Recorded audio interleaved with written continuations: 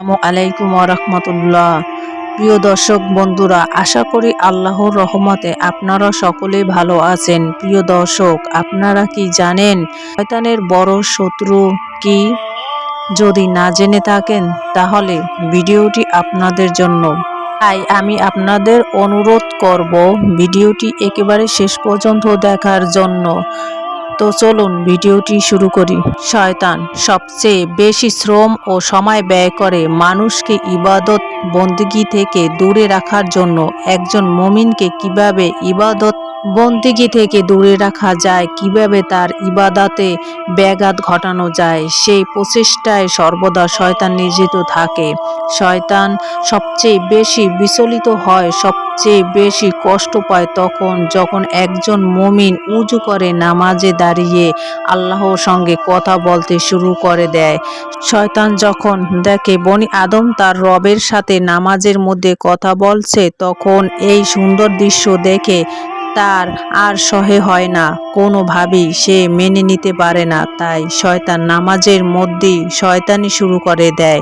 ইবাদত বন্দেগী থেকে মানুষকে দূরে রাখতে শয়তান সবচেয়ে বেশি নামাজটাকে প্রাধান্য দেয়, কেননা সে জানে নামাজ থেকে দূরে রাখতে পারলে এমনি বান্দা অন্য ইবাদত থেকে বিরত থাকবে।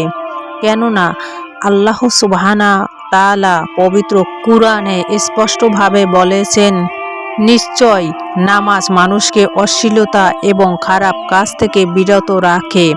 এজন্যে বান্দা যখন আল্লাহ রব্বুল আলামিনের সাথে কথা বলার জন্য নামাজে দাঁড়িয়ে যায়, তখন শয়তান সেই নামাজের মধ্যেই তার প্রচারণা চালিয়ে যেতে থাকে এবং নামাজের মধ্যে তার মনোযোগ নষ্ট করতে থাকে। এমনকি সালাম ফিরানো আগ পর্যন্ত তার এই চেষ্টা চালিয়ে যায়।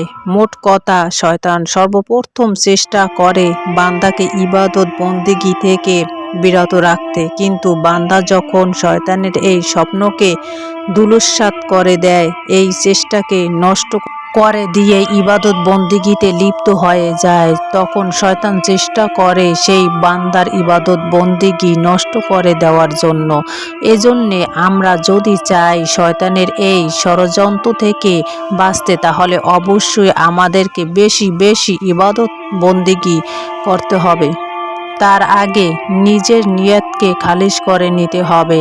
একমাত্র রবের সন্তুষ্টির জন্য সর্বদা ইবাদত বন্দেগীতে লিপ্ত থাকতে হবে। আল্লাহ রব্বুল আলামিন আমাদের প্রত্যেককেই তার সন্তুষ্টির জন্য বেশি বেশি ইবাদত করার তৌফিক দান করুক এবং শয়তানের সকল প্রকার ষড়যন্ত্র থেকে আমাদেরকে হেফাজত করুক। আমিন।